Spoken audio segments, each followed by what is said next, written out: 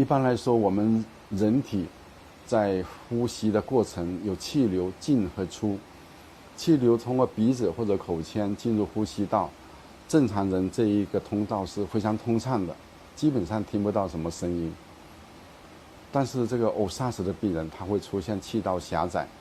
特别是在睡眠的时候，肌肉一放松，气道某些部位出现狭窄，特别是在软腭的部位、舌根、扁桃体这些部位狭窄，甚至是喉部。那么一狭窄，气流一经过，它就流速会增快，而且产生震动。气流经过产生震动，周围的软组织也就跟着震动，一震动就出现声音了，这个就是鼾声。震动的越大，鼾声就越大，主要是气流狭窄引起的。但如果是完全堵塞了，没有气流通过，就反而没有鼾声了，或者是很通畅的时候也不会打鼾。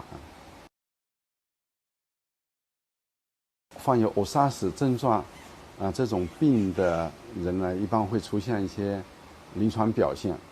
临床表现里面有一些是属于症状，一些是体征。症状呢，就是他自己感觉到睡觉这个憋气，有时候睡到半夜突然就憋醒，做噩梦，梦见被人家掐住脖子，然后呼吸不过来或者是其他的噩梦。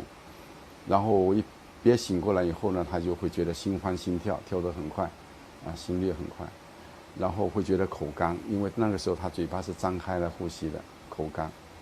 白天呢会觉得头晕头痛，睡不好，记忆力不好，没精神，嗜睡一系列的症状。那如果是通过这个检查，会发现偶萨斯的人呢，多数情况有一些表现，比如说长得比较胖脖子比较粗下巴比较短小类似这种，我们都是称为是一种外表上的偶萨斯的这个体征。如果通过这个专业检查比如说做这个鼻咽喉镜或者是张开口用这个内镜检查，可以看到，要不就是鼻子有问题，鼻中隔偏曲、鼻甲肥大、鼻息肉，或者是小孩有腺样体肥大、扁桃体肥大。成年人呢，多数会看到这个软腭滴水、悬雍垂红肿，看到舌头肥大，舌头的边上会有这个牙齿印然后张开口就看不到这个软腭的边缘或者悬雍垂，只能看到一部分口腔